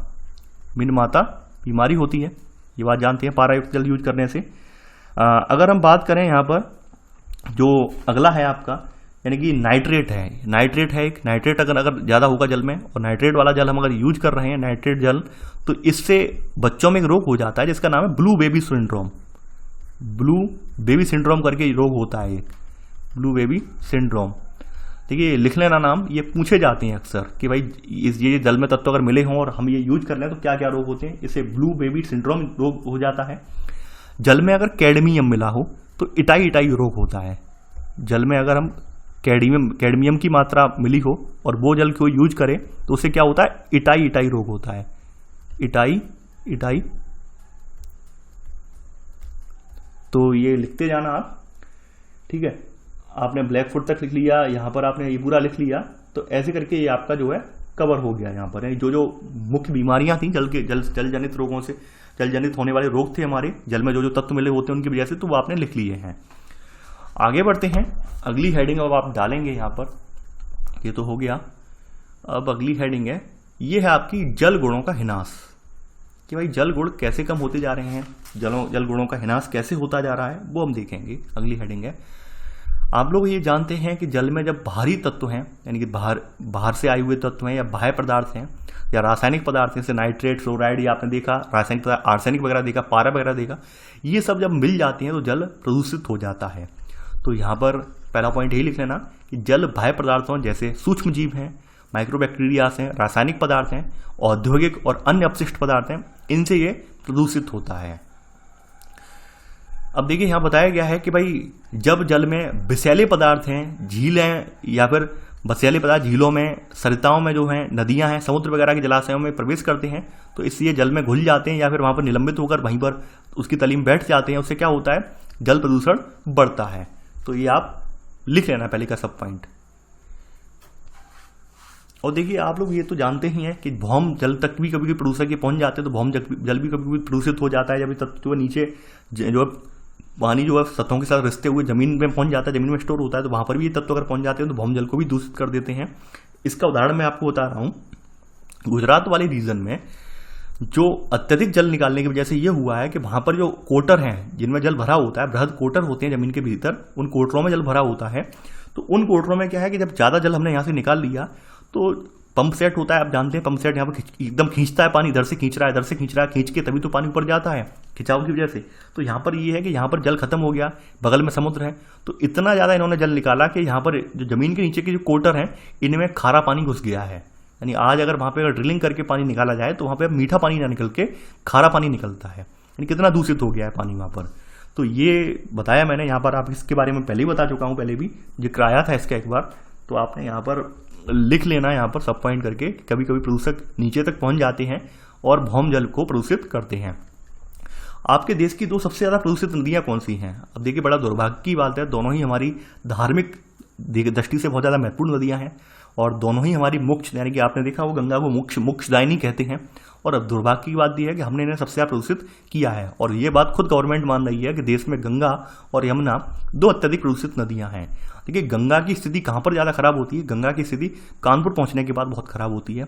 इस बारे में बहुत ज़्यादा प्रयास भी किए गए हैं, तमाम समाज सेवी संगठनों ने भी प्रयास किए कि गंगा में जो वहाँ पर जो चमड़ा उद्योग है, कानपुर में होने वाला चमड़ा उद्योग है, उससे निकलने वाला जो अपशिष्ट पानी है वो वास्तव में वहाँ पर गंगा में छोड़ दिया जाता है। बहुत सारे प्रयास किए गए, बहुत सारे NGOs वगैरह, गवर्नमेंट के भी प्रयास भी रहे, यानी जो आपका जल प्रदूषण नियंत्रण बोर्ड है केंद्र सरकार का, राज्य सरकार का, लेकिन फिर भी वो कंट्रोल नहीं करना चाह रहे हैं। रीजन क्या है, देखिए इसमें कुछ चीज़ें पॉलिटिकल फैक्टर फैक्टर भी होता है। पॉलिटिकल फैक्टर ये है कि कहीं ना कहीं वहाँ पर ये उद्योग है, ये वाला टैनरी उद्योग जो है, चमड़ा उद्योग है, बड़े पैमाने पर, बृहद पैमाने पर कानपुर की पहचान भी इस वजह से बनी हुई है। सरकार को भी आमदनी है उससे। तो अब सरकार यहाँ पे प्रत्यक्ष तो यहाँ पे लगाम लगा नहीं सकती है। तो यहाँ पर कोशिश की गई कि भाई ट्रीट करके वगैरह, यानी कि साफ करके तब पानी छोड़ें। लेकिन काफ़ी बार वही होता है कि गंगा, अगर आप देखेंगे तो कानपुर के बाद जो गंगा है वो बहुत ज़्यादा विषैली हो जाती है। कानपुर तक तो गंगा का जल ठीक है, लेकिन कानपुर में जैसे ही पहुँचती है कानपुर, और कानपुर में जैसे ही वहाँ पर नाले वगैरह वहाँ प्रवेश करते हैं गंगा में, वहीं से गंगा जो एकदम एकदम कलर चेंज हो जाता है पानी का। यानी आप अगर हरिद्वार के पानी का चेक जो है मान चेक करें, फिर हरिद्वार के बाद आगे बढ़ते जाएँ धीरे धीरे करके, कानपुर का चेक करें, इलाहाबाद का चेक, प्रयागराज का चेक करें, वाराणसी का चेक करें, तो आप समझ जाएंगे कितना अंतर आ गया है पानी में। ठीक है, तो यहाँ पर आप सेकंड पॉइंट लिख लिया होगा आपने। आगे बढ़ते हैं, अगली हेडिंग है आपकी जल संरक्षण और प्रबंधन। देखिए हेडिंग नहीं है, सॉरी, ये हेडिंग स्किप है, हेडिंग मत डालना। जल संरक्षण प्रबंधन के बारे में आगे बात बताई गई है। अब देखिए ये बात तो आप जानते हैं कि जल एक ऐसा संसाधन है, यानी कि जो खत्म तो कभी नहीं होगा जल पृथ्वी से, लेकिन समस्या वही है कि जो पीने योग्य पानी है, यानी अलवणीय जल है, यानी मीठा पानी है, वो सीमित मात्रा में है। और ऊपर से हम प्रदूषण लगातार बढ़ाते जा रहे हैं, प्रदूषण लगातार फैलाते जा रहे हैं, तो ऐसे में जल प्रदूषित हो रहा है। और बड़ी मात्रा में जल प्रदूषित हो जाएगा तो यकीन मानिए हमारे लिए बहुत समस्या होगी। अब देखिए कुछ लोग ये सोचते हैं कि भाई समुद्र, हमारे पास इतना विशाल समुद्र है, समुद्र में 97% जल है हमारा, देखा जाए हमारे सभी जल स्रोत हैं, उन जल स्रोतों का 97% जल जो है अकेले समुद्र में है। तो फिर हम समुद्र का जल क्यों फिल्टर क्यों नहीं कर लेते? देखिए समुद्र का जल फिल्टर करने में लागत बहुत आती है। कुछ आपके देखा होगा कि जो आपके अरेबियन कंट्री हैं, अरेबियन कंट्री में प्लांट वगैरह लगाए हैं समुद्र जल को फिल्टर करने वाले, उनकी कॉस्ट बहुत है, लागत बहुत ज़्यादा है। यानी कि अपने यहाँ हम लोग कहते हैं पेट्रोल और डीजल महंगे हैं, लेकिन वहाँ पर अगर देखा जाए अभी अरेबियन देशों में, तो वहाँ पर पानी की किल्लत है, पानी बहुत महंगा है। तो वहाँ पर अंतर है, यानी हर जगह की जो बेसिक मूलभूत आवश्यक वाली चीज़ें हैं, तो उसके अकॉर्डिंग वहाँ पर जो है कीमतें बहुत ज़्यादा बढ़ गई हैं वहाँ पर, यानी पानी वो महंगा है, क्योंकि पानी वहाँ पर वो समुद्र का जल जो फिल्टर करवा रहे हैं। ठीक है, तो ये इसकी कॉस्ट ज़्यादा आ जाती है, इस वजह से पॉसिबल नहीं है लार्ज स्केल पर। सीमित मात्रा में तो है, लेकिन लार्ज स्केल पर नहीं है, लार्ज स्केल पर कॉस्ट बहुत ज़्यादा है, इस वजह से फिल्टर करने से लोग बचते हैं। तो यहाँ पे वही बताया गया, बिलवड़ीकरण द्वारा सागर महासागर से प्राप्त जल उपलब्धता उसकी अधिक लागत के कारण नगण्य हो गई है, लागत बहुत ज़्यादा है, इस वजह से कोई प्रयास ज़्यादा नहीं करता है, बहुत ही रेयर कंडीशन में प्रयास किया जाता है ये। तो ये सब ये उपाय बताए गए हैं, इनके बारे में भी जिक्र करेंगे, जल संभरण, वर्षा जल संग्रहण, इनके बारे में भी नीचे लिखेंगे हम, तो अभी यहाँ पर नहीं लिखना है ये। अब अगली हेडिंग है जल प्रदूषण का निवारण। यानी सबसे इंपॉर्टेंट बात ये है कि हम जल प्रदूषण को कैसे रोकें। हमारे सामने समस्या है जल प्रदूषण की, और लेकिन हम इसका उपाय क्या है, कैसे रोका जाए, तो वो हम यहाँ पे बताया गया है। देखिए यहाँ पर ये बात खुद एक्सेप्ट कर रहे हैं, और ये बात आप लोग भी जानते होंगे कि पहाड़ी क्षेत्रों में प्रदूषण नहीं है। यानी आपने देखा होगा कि अक्सर हमारी छुट्टियाँ वगैरह होती हैं तो हम हमेशा हिल स्टेशन वगैरह के लिए भागते हैं। यानी कि आप देहरादून, यानी आप अगर देखें तो जो उत्तराखंड राज्य है, उत्तराखंड राज्य में सबसे ज़्यादा टूरिस्ट पहुँचते हैं। गर्मी की छुट्टियाँ हुई, कहाँ पहुँचेंगे? देहरादून। कहाँ पहुँचेंगे? हरिद्वार। कहाँ पहुँचेंगे? पहाड़ी इलाकों में। यानी सबसे ज़्यादा ट्रैफिक देखने को मिलता है। कभी कभी तो कभी कभी तो हालत ऐसे हो जाती हैं कि देहरादून में बोर्ड लगाना पड़ता है कि अब पूरा देहरादून फुल हो चुका है, बाहर से कोई एंट्रेंस हम नहीं लेंगे। तो आप समझ रहे होंगे अब इन क्षेत्रों में भी दबाव बढ़ रहा है, यानी जनसंख्या बहुत ज़्यादा। सबसे बड़ी बात क्या है, देखिए मैं पहले ही बोल चुका हूँ, जनसंख्या कम नहीं होगी तो आपके सारे साधन जो हैं, संसाधन जो हैं वो व्यर्थ हो जाएंगे। व्यर्थ का मतलब ये कि अल्प हो जाएंगे, इतने ज़्यादा कम पड़ जाएंगे कि किसी के काम ही नहीं आएंगे। तो वही हो रहा है, जनसंख्या हद से ज़्यादा बढ़ती जा रही है, हद से ज़्यादा जनसंख्या बढ़ रही है, तो उस हिसाब से दबाव भी बढ़ रहा है। तो यहाँ पर कुछ हद तक आपके देखा जाए पहाड़ी वाले इलाके आज भी जो वहाँ पर पानी साफ है, लेकिन जैसे जैसे पहाड़ी इलाकों से पानी जो है मैदानी इलाकों में प्रवेश करता है, तो मैदानी इलाकों में हम तमाम जल का उपयोग करते हैं, दैनिक कार्यों में भी करते हैं, फिर कुछ अपशिष्ट पदार्थ भी उसमें त्याग देते हैं। तो ऐसे करके मैदानी भागों में नदियाँ वगैरह ज़्यादा प्रदूषित हो जाती हैं। तो यहाँ पर आप पहला पॉइंट पहले लिखेंगे कि देश की मुख्य नदियों के प्राय पहाड़ी क्षेत्रों के ऊपरी भागों तथा कम बसे क्षेत्रों में अच्छी जल गुणवत्ता पाई जाती है। ये पहला पॉइंट लिख लेना। पहले का सब पॉइंट, मैदानों में अपवाहिका, यानी जो अपवाहिका उनकी आ रही हैं, इनके साथ कृषिगत, घरेलू और औद्योगिक बहस्राव नदी में मिल जाते हैं। यानी कि यहाँ पर मैदानी भागों में क्या होता है कि जो उनकी धाराएं हैं उनमें कृषि से निकलने वाले, कृषिगत का मतलब ये उर्वरक, कीटनाशक वगैरह, घरेलू यानी ठोस और अपशिष्ट पदार्थ आप जानते होंगे। बहुत जगहों पर हम देखा होगा, बहुत सारे परिवेश में लोग डायरेक्ट कचरा जो होता है पानी में डाल देते हैं, जब कितना गंदा है। यानी कि पानी कचरा डालने से पानी में क्या होता है, पानी दूषित हो जाता है। तो इस वजह से हमारा जो मैदानी वाला इलाका है यहाँ पर बहुत ज़्यादा प्रदूषण हमें देखने को मिलता है। दूसरी बात यह है कि गर्मियों के दिनों में जो नदियाँ हैं, नदियों का फ्लो जो कम हो जाता है, यानी बारिश वगैरह जब नहीं होती है तो नदियों में पानी जो कम होता है, उस वजह से यहाँ पर जो भारी मात्रा में जो अवसाद होता है, अवसाद का वहन नहीं कर पाती हैं नदियाँ, और ऐसे करके वहाँ पर नदियाँ हमें बहुत ज़्यादा प्रदूषित दिखाई देती हैं। तो वही बताया गया है कि भाई नदियों के प्रदूषणों का संकेंद्रण गर्मी के मौसम में बहुत अधिक होता है, क्योंकि उस समय जल का प्रवाह कम होता है। ये उत्तर भारत की नदियों के संदर्भ में ऐसी बात नहीं बोली गई, दक्षिण भारत की नदियों के संदर्भ में बोली गई है, क्योंकि हमारे यहाँ तो गर्मियों के सीजन में नदियों का पानी बढ़ जाता है, जल स्तर बढ़ जाता है, ठीक है। क्योंकि हमारे यहाँ क्या है, बर्फ जब पिघलती है उत्तराखंड से, जहाँ से नदियाँ निकल रही ग्लेशियरों से, तो जब पिघलते हैं ग्लेशियर तो हमारे यहाँ तो जल स्तर बढ़ जाता है, ठीक है। तो हमारे यहाँ के लिए नहीं बोली गई ये बात, ये बोली गई दक्षिण भारत की नदियों के लिए। तो ये चीज़ें ध्यान रखना, ये बारीक बारीक चीज़ें हैं, ये तो आप खुद से भी सोच लें, समझ जाएंगे कि भाई कहाँ पानी बरस रहा है, कहाँ बर्फ़ है, तो वो तो खुद अपने अनुमान से भी समझ जाएंगे। अब देखिए हमारे यहाँ अगर देखा जाए तो केंद्रीय स्तर पर केंद्रीय प्रदूषण नियंत्रण बोर्ड है, राज्य स्तर पर राज्य प्रदूषण नियंत्रण बोर्ड है। तो फिलहाल दोनों मिलाकर दोनों लोग मिलकर काम करते हैं, जल संरक्षण की दिशा में कार्य कर रहे हैं। इन्होंने कुछ स्टेशन निकाले हैं, 507 स्टेशन इन्हें मॉनिटर करके इनकी गुणवत्ता का जो है मॉनिटर ये कर रहे हैं ये दोनों संस्थान। तो यहाँ पर आप सेकंड पॉइंट लिखेंगे कि केंद्रीय प्रदूषण नियंत्रण बोर्ड CPCB और राज्य प्रदूषण नियंत्रण बोर्ड SPC इनके साथ मिलकर 507 स्टेशनों की राष्ट्रीय जल संसाधन की गुणवत्ता का मॉनिटरिंग किया जा रहा है। ये लिख लेना सेकंड पॉइंट।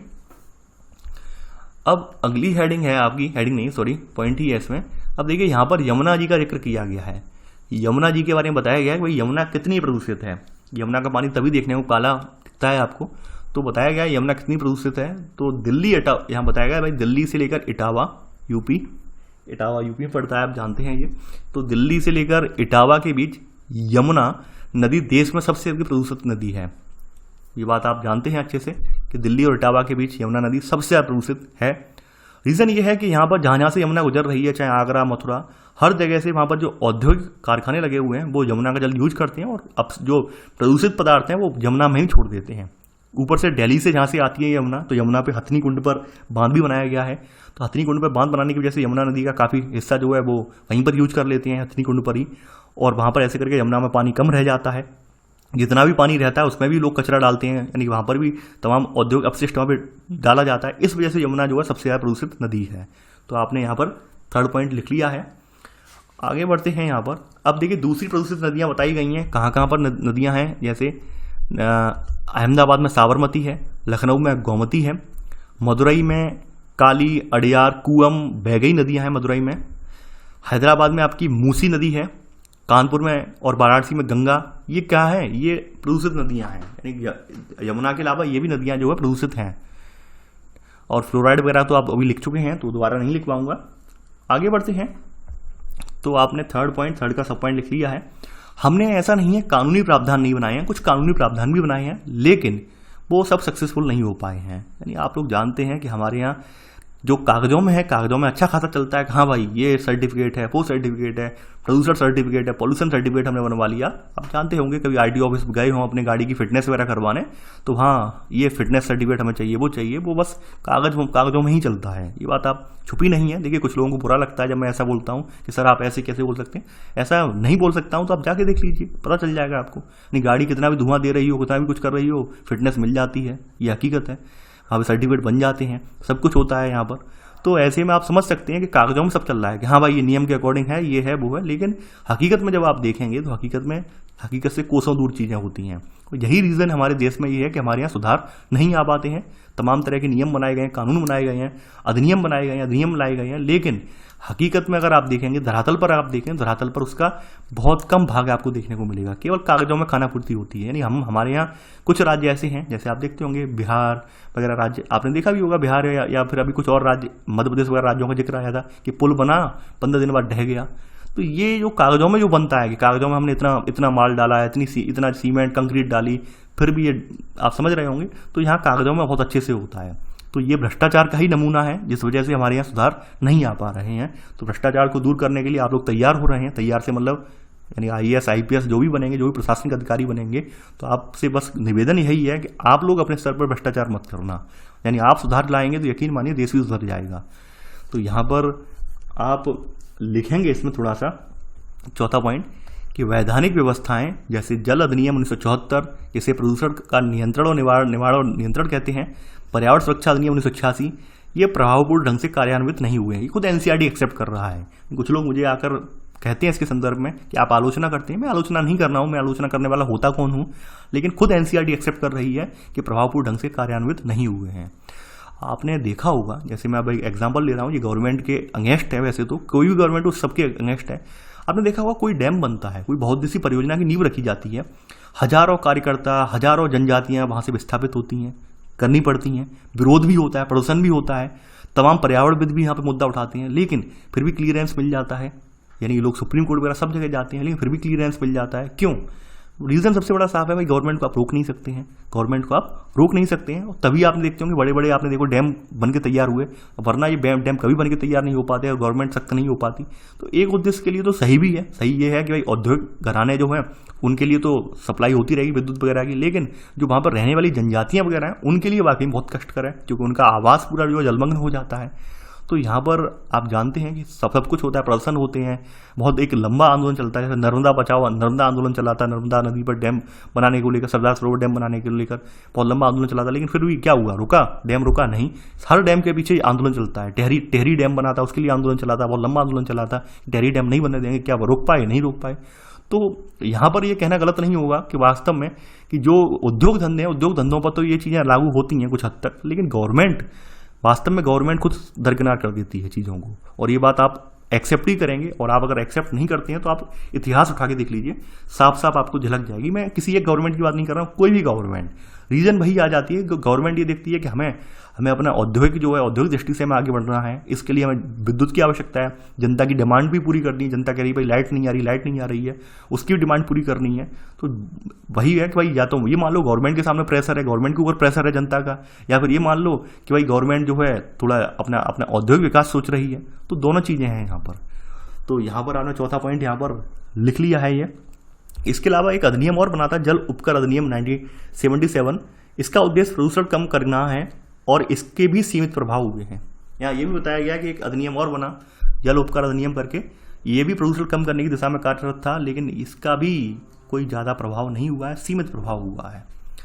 तो आप समझ सकते हैं, यानी कि ये खुद एनसीईआरटी एक्सेप्ट कर रहा है, मैं एक्सेप्ट नहीं कर रहा हूँ। मैंने तो बस एनसीईआरटी ने अपनी जो बात कही उसको आगे बढ़ा दिया, क्योंकि कुछ लोग यहाँ पर मुझे ऐसे मिलते हैं, देखिए मेरा चैनल चलाते चलाते काफ़ी लंबा एक्सपीरियंस हो गया, कुछ लोग ऐसे मिलते हैं जो वास्तव में वो मुझे पकड़ लेते हैं, किताब वालों को नहीं पकड़ते हैं। जैसे लक्ष्मीकांत जब किताब पढ़ाई, वहाँ पर आलोचना भी लक्ष्मीकांत में लिखी हुई थी, तो उन्होंने मयंक सर को पकड़ लिया। मयंक सर सबसे आगे, अरे आपने ऐसे क्यों बोल दिया? भाई मैं थोड़ी ना बोल रहा हूँ, मैं कौन होता हूँ बोलने वाला?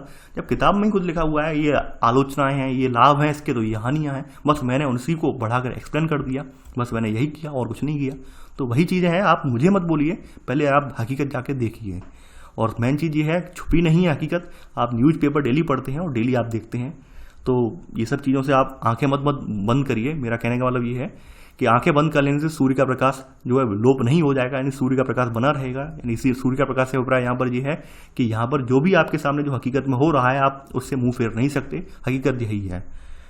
पांचवा पॉइंट आपका यही है, देखिए भाई जल प्रदूषण कैसे रोका जाए। मेन चीज़ है जागरूकता, अवेयरनेस फैलाइए, लोगों को जागृत कीजिए। इस वजह से आपने देखा होगा आपके पाठ्यक्रम में भी चैप्टर रखा गया है जल संसाधन के रूप में। क्लास 6 से ही आपने देखा था जल संसाधन को बचाने के लिए चैप्टर, तमाम चैप्टर रखे गए। क्लास 6 में रखा गया, 7th में रखा गया, 8th 9th 10th, हर जगह चैप्टर जल संसाधन के ऊपर चर्चा की गई। थोड़ा बहुत टॉपिक आया, वो करने का उद्देश्य यही है कि जो बच्चे हैं वो पहले से ही जागरूक हो जाएं, पहले से जागृत हो जाएं, और अपने आसपास अपने माता पिता इन्हें भी जो है जागरूक कर सकें, इन्हें भी जागृत कर सकें। तो वो चीज़ें आप इसलिए ये किताबों में रखी गई हैं। तो आपने 5वां पॉइंट लिख भी लिया है। अगली हेडिंग है जल का पुनः चक्र और पुनः उपयोग। देखिए आप लोग जानते हैं कि हमारे कुछ ऐसे दैनिक कार्य होते हैं जिनमें जल की आवश्यकता में बहुत ज़्यादा पड़ती है। जैसे हम सुबह सुबह नहाने के लिए, यानी आपने ये भी देखा था एक इंडिविजुअल, एक व्यक्ति के लिए अपना दैनिक कार्य निपटाने के लिए 135 लीटर जल की आवश्यकता होती है एक दिन में। ये बात हम पढ़ चुके हैं पहले अर्थशास्त्र में, पहले देख चुके हैं। तो पर कंडीशन यानी पर पर्सन हमारे यहाँ 135 लीटर जल की आवश्यकता में पड़ती है। ये बात आप पहले देख चुके हैं। 135 लीटर, और ऊपर से कपड़े फपड़े धो ले, ये सब चीज़ें कर ले तो 400 लीटर के करीब पहुँच जाती है जल की मात्रा। तो आप समझ सकते हैं एक व्यक्ति को इतना जल चाहिए होता है। तो इतना जल जब चाहिए होगा तो ऑब्वियस सी बात है साफ पानी यूज करेगा वो नहाने धोने के लिए, पीने के लिए। साफ से मतलब अच्छा खासा जो हो पानी, मतलब ऐसा ना हो बिल्कुल सड़ा गला पानी हो, दूषित पानी नहीं हो, साफ पानी चाहिए मतलब। तो साफ पानी जब आप यूज कर लेते हैं, यानी टॉयलेट वगैरह में यूज किया आपने, नहाए धोए कपड़े धोए, तो साफ पानी भी दूषित हो जाता है। तो अगर हम उसे ट्रीट कर देंगे तो बेटर है, और ट्रीट नहीं कर पा रहे हैं, एज इट इज ही हम उसे छोड़ दे रहे हैं, तो क्या हुआ, क्या उसका साइकिल चल पाया? नहीं, वो यानी आपने 135 का लीटर 135 का लीटर जो था पानी वो नाले में चला गया। वही पानी हम थोड़ा सा प्रयास कर लें, यानी अपने आसपास एक ऐसा जो है फिल्टर टाइप तैयार कर दें, यानी बालू डालकर फिल्टर, बालू कंकड़ डाल के फिल्टर तैयार कर रहे हैं जहाँ से पानी निकल के जाए, यानी आप जो नहा रहे हैं धो रहे हैं वो पानी वहाँ से निकल कर जाए और आपके बागान में जाकर वो पानी वो लग जाए। तो इससे ये फायदा होगा कि आपका पानी की बचत हो जाएगी, और पानी आपने पानी यूज किया, वही पानी जो पौधों को भी मिल गया, यानी कि हम पानी बचा भी लेंगे और पानी का यहाँ पे एक चक्र भी चल जाएगा। तो वही चीज़ें यहाँ पर बताई गई हैं। कुछ उद्योग ऐसे होते हैं, कुछ उद्योगों में बताया गया है, कुछ उद्योगों में जैसे भारी उद्योग हैं उनमें यानी कि वहाँ पर कोल्ड वगैरह के लिए, शीतलन वगैरह के लिए, या फिर अग्निशमन यानी कि जल यानी कि जो है आग वगैरह बुझाने के लिए वहाँ पर जल का उपयोग होता है। तो वहाँ पर जल ज़्यादा अच्छी मात्रा वाला जल यूज ना करके हम वहाँ पर हल्का सा जो है कम गुणवत्ता वाला जल भी यूज कर लेंगे तो भी कोई दिक्कत नहीं आएगी। तो ऐसे भी करके हम यहाँ पर जल का जो है बचा सकते हैं, जल का पुनः उपयोग कर सकते हैं। तो यहाँ पर आप लिख लेना थोड़ा सा कि कम गुणवत्ता के जल का उपयोग उद्योगों के लिए, कम गुणवत्ता के जल का उपयोग उद्योगों में शीतलन एवं अग्निशमन के लिए करके जल पर होने वाली लागत को कम कर सकते हैं। दूसरा, नगरीय क्षेत्रों में स्नान और बर्तन धोने, वाहन धोने में प्रयुक्त जल को बागवानी के लिए उपयोग किया जा सकता है। बागवानी मतलब जो पेड़ पौधे हैं उनमें पानी लगाने के लिए हम इसको उपयोग कर सकते हैं। तो ऐसे करके जल का पुनः चक्र और पुनः उपयोग हम कर सकते हैं।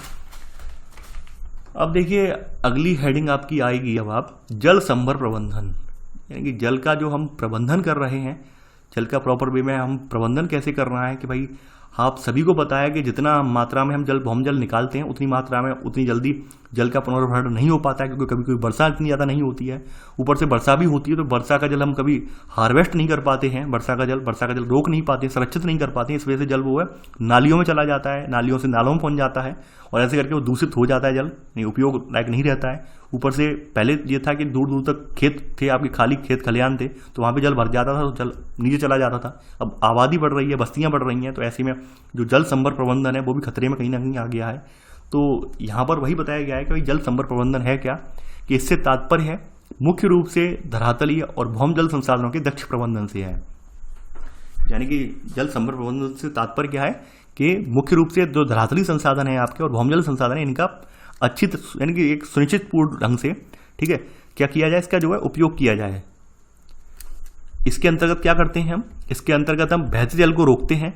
विभिन्न विधियां जैसे डैम वगैरह हैं, अंतःस्रवण तालाब, अंतःस्रवण का मतलब अंदर ही अंदर पुनर्भरण करने के लिए, पुनर्भरण कुएं आदि, तो इनके द्वारा भौम जल का संचयन और पुनर्भरण इसमें शामिल आता है।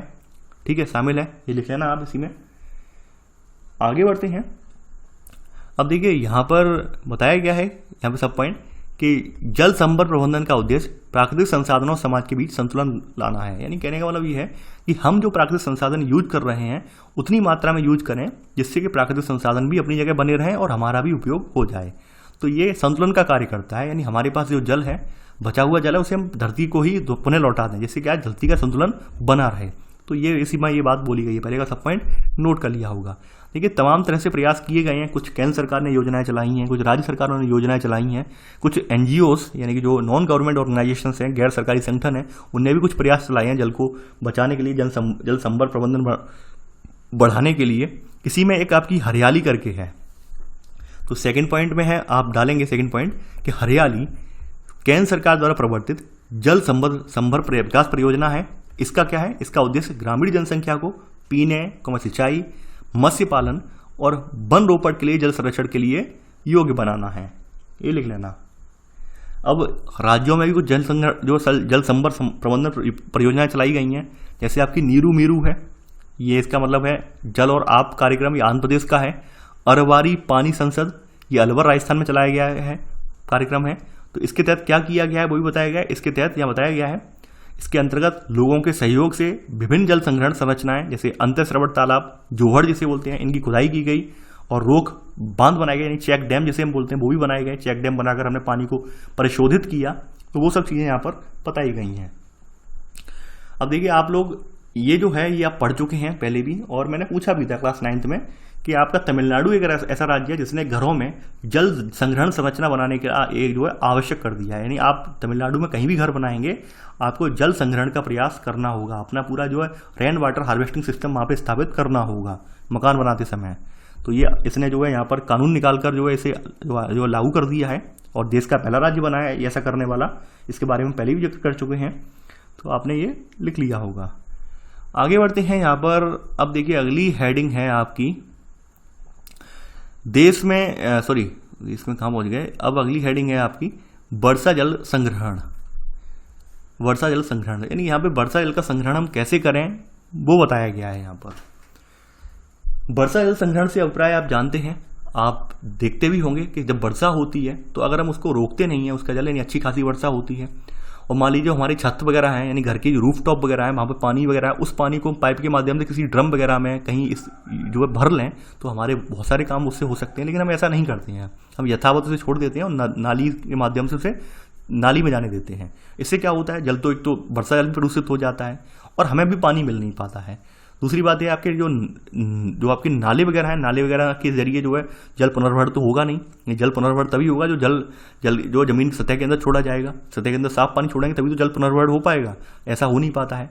तो वर्षा जल संग्रहण की टेक्निक में यही करते हैं कि हम क्या करते हैं, गड्ढा खोद कर कुछ पानी जो है उसमें डाल देते हैं, उसमें छोड़ देते हैं। उसमें छोड़ने की वजह से क्या होता है कि धीरे धीरे करके जमीन जो होती है उस पानी को सोख लेती है और ऐसे करके नीचे सतहों पर जल पहुंच जाता है, यानी भौम जल की पूर्ति हो जाती है। तो यहाँ पर आप थोड़ा सा लिखेंगे इसमें कि यह विभिन्न उपयोगों के लिए वर्षा के जल को सोखने और एकत्र करने की विधि है। इसी में सब पॉइंट, इसका उपयोग भूमिगत जल भ्रतों के पुनर्भरण के लिए किया जाता है, यानी भूमिगत जो भी जल जहाँ से हम जल निकालते हैं तो उनके पुनर्भरण के लिए हम इसका प्रयोग करते हैं वर्षा जल संग्रहण का। ठीक है, इसी में सब पॉइंट, पहले का सेकंड सब पॉइंट, इसमें पानी की प्रत्येक बूंद संरक्षित करने के लिए वर्षा जल को नलकूपों, गड्ढों और कुओं में एकत्र किया जाता है। ये आपने लिख लिया होगा। और ये जो टेक्निक है, यानी कि यह क्या है, ये जो टेक्निक है ये पानी की उपलब्धता को बढ़ाता है, क्योंकि पानी का जलस्तर उससे ऊपर बढ़ जाएगा। भूमिगत जलस्तर को नीचे होने से रोकता है। फ्लोराइड और नाइट्रेट जैसे जो प्रदूषक तत्व हैं इनकी मात्रा कम हो जाती है। ठीक है, ऐसे करके गुणवत्ता उनकी बढ़ जाती है। और वहीं मृदा अपरदन और बाढ़ वगैरह को रोकता है। आप जानते हैं अगर नियोजित ढंग से अगर पानी हम जो है अपने जो है जमीन के अंदर लौटा देंगे, जमीन के अंदर हम उसको संरक्षित कर लेंगे, यकीन मानिए जो आप देख रहे होंगे एकदम बहुत तीव्र गति से फ्लो होता है बरसात के सीजन में कि नाले वगैरह फुल हो जाते हैं, नाले वगैरह चौक हो जाते हैं, तो पानी गलियों वगैरह में, घरों वगैरह में घुस जाता है, बाढ़ जैसे हालात क्रिएट हो जाते हैं। वो सब हालात क्रिएट नहीं होंगे, समझे। यानी कि अगर हम अपने अपने घरों में अगर मान लीजिए जल संग्रहण की टेक्निक अपना लें तो यकीन मानिए जो बाढ़ जैसे हालात हो जाते हैं, आप देखते होंगे कहीं कहीं शहरों में यही होता है, नाली वगैरह जो है कहीं फुल हो गई, नाली वगैरह जाम हो गई, पूरा रोड जो है डलमग्न हो गया, घरों में पानी घुस गया, जो आसपास के खेत थे वो डूब गए, तो ये होता है। ठीक है, तो इससे नुकसान भी होता है, मृदा अपरदन वगैरह होता है। अगर हम प्रॉपर तरीके से जल संग्रहण की टेक्निक अपना लें तो ये सब चीज़ें नहीं होंगी। तो वो बात यहाँ पे बताई गई है। सेकंड पॉइंट आपने नोट कर लिया होगा। अब देखिए यहाँ पे बताया गया है कि भाई ग्रामीण क्षेत्रों में कुछ जगह ऐसी हैं जहाँ पर आज भी प्रॉपर वे में ये सब चीज़ें देखने को मिलती हैं। तो बताया गया है कि ग्रामीण क्षेत्रों में परंपरागत वर्षा जल संग्रहण सतह संचयन जलाशयों जैसे झील, तालाब, सिंचाई तालाब आदि में ये किया जाता है। राजस्थान का एग्जाम्पल दिया गया है। राजस्थान में वर्षा जल संग्रहण ढांचे जिन्हें हम कुंड या टांका कहा जाता है, टांका वर्ड बहुत फेमस है। तो टांका यानी कि एक भूमिगत ढका हुआ टंकी होती है, ढकी हुई भूमिगत टंकी होती है, जमीन के अंदर टंकी होती है, और इनका निर्माण घर अथवा आंगन के पास या घर में संग्रहित वर्षा जल को एकत्रित करने के लिए इनका निर्माण किया जाता है। ये लिख लेना, टांका राजस्थान में बहुत फेमस है ये। ठीक है, तो ये थर्ड का सब पॉइंट आपने नोट कर लिया होगा। तो ऐसे करके आपका ये वैसे चैप्टर तो कंप्लीट हो जाता है। एक कहानी का जिक्र भी कहा गया है, और ये कहानी अन्ना हजारे जी के से समर्पित है। अन्ना हजारे जी की कहानी है ये। अन्ना हजारे जी का ये गाँव है ये। मैंने इसके बारे में रिसर्च की, मैंने इसके बारे में थोड़ा पढ़ा, तो पता चला भाई अन्ना हजारे जी का एक यहाँ पे सराहनीय प्रयास रहा है अपने जीवन में। तो अच्छा लगा मुझे पढ़ के। ठीक है, ये जो गांव है ये रालेगन सिद्धि गांव है, अहमदनगर महाराष्ट्र में पड़ता है ये। तो यहाँ पर जल संभर विकास का एक मॉडल बनाया गया, और मॉडल कई देशों ने अपनाया भी, कई देशों ने इस पर स्टडी भी की। क्या हुआ, बताया गया है भाई महाराष्ट्र में जो अहमदनगर जिला है इसमें रालेगन सिद्धि एक छोटा सा गाँव है। यहाँ पर 1975 में क्या था, गरीबी, शराब, गैर कानूनी व्यापार, ये सब चीज़ें एकदम बहुत ज़्यादा हम पर बोलबाला था। उसी समय गांव में एक सेवानिवृत्त कर्मचारी ठीक है, सेना का सेवानिवृत्त कर्मचारी, यानी कि हमारे अन्ना हजारे जी ये गांव में आए, और गांव में आए तो गांव में इन्होंने देखा कि भाई ये सब गांव का पूरा हाल बेहाल है। तो हाल बेहाल है तो इन्होंने क्या किया, जल संबर विकास कार्यक्रम आरंभ किया। इन्होंने धीरे धीरे गांव वालों को जो है परिवार नियोजन, यानी हम दो और हमारे दो, ऐच्छिक काम अपनी इच्छा से स्वेच्छा से श्रमदान वगैरह, खुली चराई है, वृक्षों की कटाई है, ठीक है। और इसके अलावा इन्होंने मद्य निषेध का मतलब जो मदिरा वगैरह पीते हैं, शराब वगैरह पीते हैं, ठीक है, तो इन सबको रोकने के लिए उन्होंने जो प्रिपेयर किया, उन्हें समझाया, लोग जो है तैयार भी हुए। ऐच्छिक श्रम का इन्होंने इसलिए महत्व समझाया। ऐच्छिक श्रम से ये होता है, ऐच्छिक श्रम से कि हमें किसी पर निर्भर नहीं रहना है। मान लीजिए हमने हमारे आसपास कोई नदी, कोई नाली वगैरह निकल के जा रही है, अब हम यही बैठे रहें कि सरकार आएगी, सरकार का कोई नगर पालिका का कर्मचारी आएगा, ऐसे साफ करेगा, तब पानी निकलेगा। अब तब तक पानी बरस गया और वहाँ पे उस आपके बगल में पड़ोस में जो नाली थी वो भरने से आपके घर में पानी घुस आया, तो क्या हुआ, नुकसान किसे हुआ, नुकसान तो आपको ही हुआ। यानी वही काम अगर आप निपटा देते स्वयं से, सरकार के भरोसे बैठने से बेटर आप स्वयं से निपटा देते, तो यकीन मानिए आपके घर में पानी नहीं भरता। तो यहाँ पर लोगों को इन्होंने ऐसे ही जो है मोटिवेट किया, उन्होंने समझाया कि सरकार के भरोसे कब तक बैठे हो, खुद से उठाओ, खुद से जो है प्रयास करेंगे, खुद से देखते हैं कुछ यहाँ पर रिजल्ट निकल के आएगा। तो ऐसे करके ऐच्छिक रूप से लोगों ने श्रमदान किया, ठीक है, स्वयं से भी तैयार हुए। तो यहाँ पर यानी कि जो परियोजना थी इसको उन्होंने सामाजिकरण कर दिया, पूरी परियोजना का सामाजिकरण कर दिया, समाज के निर्भर कर दी। समाज उन्हें जो है इसके प्रति समर्पित होगा। वहीं कुछ गांव वाले जो गांव से बाहर काम कर रहे थे उन्हें भी मोटिवेट किया कि भाई आप अपनी प्रतिवर्ष 1 महीने की सैलरी जो है वो आप सहयोग करेंगे गांव के लिए, गांव के विकास में। एकदम वहाँ परिवर्तन आया, लोग कुछ जो थे धीरे धीरे फेवर में आए। 1975 में प्रयास किया अंतःस्रावी तालाब बनाने का, यानी एक तालाब में पानी भरने का प्रयास किया। अब चूंकि पहले शुरुआत की तो तालाब में उस साल पानी रुक नहीं पाया, क्योंकि तटबंध की दीवारें जो थी रिसने लगी। लेकिन फिर बाद में क्या हुआ कि लोगों की याद में पहली बार गर्मी में इसके नीचे 7 कुओं में जल भरा गया, और फिर बाद में मतलब 7 कुएं में जब जल भरा गया तो भाई रिजल्ट निकल के आया कि हमारे जल, उस क्षेत्र में जल की उपलब्धता बढ़ गई। यहाँ पर इन्होंने एक नौजवानों का एक समूह भी बनाया जिसका नाम दिया तरुण मंडल समूह। इसी गांव में बनाया गया था, इसके बारे में काफ़ी बार पूछा गया है। तो तरुण मंडल समूह बनाया इन्होंने। तो तरुण मंडल समूह का इन्होंने क्या था उद्देश्य कि समूह में दहेज प्रथा, जातिवाद, छुआछूत ये प्रतिबंध लगाने का काम किया। यानी कि इसके जरिए इन्होंने जन चेतना फैलवाई कि आप कोई यहाँ पर दहेज नहीं लेगा, जातिवाद नहीं बन पाएगा, छुआछूत नहीं करेगा। तो ये सब चीज़ें कहीं तो लोगों में कहीं ना कहीं सुधार आया। इसके अलावा आसपास के क्षेत्र में जो गहन कृषि वाले फसलें थी, उन्हें गहन जल की जिन्हें आवश्यकता होती थी, जैसे गन्ने की खेती है, इन सब पे प्रतिबंध लगा दिया, क्योंकि इन पे पानी बहुत ज़्यादा खर्च होता था और इस वजह से गांव के कुछ ही किसान इन्हें कर पाते थे, सभी नहीं कर पाते थे। इन्होंने ये देखा कि भाई ऐसी खेती करो कि जो सभी लोग कर सकें। तो कम पानी वाली फसलें जैसे दालें थी, तिलहन, नगदी फसलें, इन सबको प्रोत्साहित किया। तो यहाँ पर बताया गया है कि भाई कि स्थानिक संस्थाओं ने सारे चुनाव सर्वसम्मति के आधार पर शुरू कर दिए। इसने संप्रदाय के नेताओं को लोगों का पूर्ण प्रतिनिधि बना दिया। न्याय पंचायत प्रणाली यहाँ पे स्थापित हो गई। और यहाँ पर बताया गया कि तब से लेकर यहाँ पे क्या क्या हुआ, तब से लेकर कोई भी मुकदमा पुलिस को नहीं दिया जाता है। 22 लाख रुपए की लागत से एक विद्यालय की इमारत यहाँ पे खड़ी की गई है। यहाँ पे मतलब बताया गया कि किस तरह से लोग जो थे एकदम लोगों के जीवन शैली में परिवर्तन आया, क्यों आया, और ये सब चीज़ें यहाँ पे बताई गई हैं। तो यहाँ वही चीज़ें, यही एक रोल मॉडल के रूप में गाँव बना उस समय एक नज़ीर बना एक गाँव। तो उस गाँव का यहाँ पे जिक्र किया गया, रालीगंज सिद्धि का, अहमदनगर महाराष्ट्र में पड़ता है गाँव ये। और ये अन्ना हजारे की कहानी है ये। तो इस वजह से अन्ना हजारे सुर्खियों में भी रहे थे, अन्ना हजारे पर लोगों का विश्वास था। और आपने देखा होगा कि जो लोकपाल वाली जो मूवमेंट थी, आंदोलन था, उसमें भी अन्ना हजारे का एक काफ़ी लंबा योगदान रहा था उसमें 2012 में। तो यही सब चीज़ें हैं, आपने देख ली कहानी के रूप में। देखिए लिखना नहीं है, बस समझ लीजिए कहानी। वो कहानी मैंने आपको बता दी। देखिए कोई भी प्रयास सही, जब आप पूर्ण तन्मयता के साथ, पूरी निष्ठा के साथ अगर आप वो प्रयास करते हैं तो रिजल्ट भी निकल के आता है। यानी ऐसा नहीं है अगर आप बेमन तरीके से, यानी आप बिना मन के अगर आप कोई प्रयास करेंगे तो यकीन मानिए रिजल्ट निकल के नहीं आएगा। और जब आप पूरी मेहनत के साथ, पूरी तन्मयता के साथ अपने आप को समर्पित कर देते हैं तो रिजल्ट निकल के भी आता है। ऐसा है, मैं अन्ना हजारे के लिए नहीं बोल रहा हूँ, किसी के लिए बोल रहा हूँ, चाहे मैं सही, आप सही, आप पूरी तरह से डेडिकेट हो जाते हैं किसी के लिए तो यकीन मानिए सुधार भी आता है। मैंने देखा काफ़ी सारे लोगों के सामने समस्या जो थी आज से 2 साल पहले कि सर नोट्स कैसे बनेंगे, ये राम सर शर्मा की किताब है, ये इसकी किताब है, नोट्स कैसे बनेंगे, कैसे पढ़ाई होगी, क्वेश्चन सॉल्व नहीं हो पा रहे हैं, आंसर राइटिंग नहीं हो पा रहे हैं। लेकिन जब प्रयास मैंने स्टार्ट किया, जब मैंने एक मतलब कदम बढ़ाया, यकीन मानिए आज काफ़ी सारे स्टूडेंट जो NCERT कवर कर चुके हैं हिस्ट्री वाली, वो खुद बोलते हैं कि सर आपकी वजह से हम क्वेश्चन सॉल्व कर पा रहे हैं। पहले हम पे कोचिंग की तरीका, कोई नहीं, कोचिंग करने के बाद भी हम क्वेश्चन सॉल्व नहीं कर पाते थे, लेकिन आज हम कर पा रहे हैं। तो कहीं ना कहीं अंतर आया, सुधार आया। देखिए अब आप लोगों से जाते जाते यहाँ पर एक दो टॉपिक और हैं, उसके बाद थोड़ा सा 1 मिनट आपका लेंगे आपके। देखिए आपका 1 मिनट हम थोड़ा यहाँ पर फिर से व्यर्थ गंवाएंगे, यानी व्यर्थ गंवाने का मतलब ये आपका 1 मिनट हम यहाँ पर फिर से लेंगे समय के रूप में। यहाँ पे बताया गया कैसे कैसे जल संग्रहण किया जाता है, जल संभर प्रबंधन, जल संरक्षण, प्रस्तर कूप बना दिए इन्होंने। ऐसे आप देखते होंगे कोई नदी वगैरह फ्लो है, यहाँ पर इन्होंने जो है एक रोक लगा दी। रोक लगाने के बाद धीरे धीरे जल की मात्रा कम हो गई। एक चेक डैम बना दिया, यहाँ पे जल भर रहा है साफ होकर। तो ये इस तरह के ये प्रणाली बनाई गई है, ये बताई गई है। पुनर्भरण कूप बनाए गए हैं इस तरह के, ये सर्विस कूप वगैरह ये सब आप जानते हैं, ऑलरेडी पढ़ चुके हैं इनके बारे में। तो वो सब चीज़ें बताई गई हैं। अब देखिए एक हेडिंग आप डाल लेते हैं, राष्ट्रीय जल नीति 2002। राष्ट्रीय जल नीति 2002। देखिए यहाँ पर राष्ट्रीय जल नीति जो आई है, इसके हम मुख्य लक्षण क्या हैं, इसके क्या क्या इससे मतलब होगा, क्या क्या इसमें लक्ष्य रखे गए हैं वो हम देखेंगे। इसके मुख्य लक्षण कौन कौन से हैं।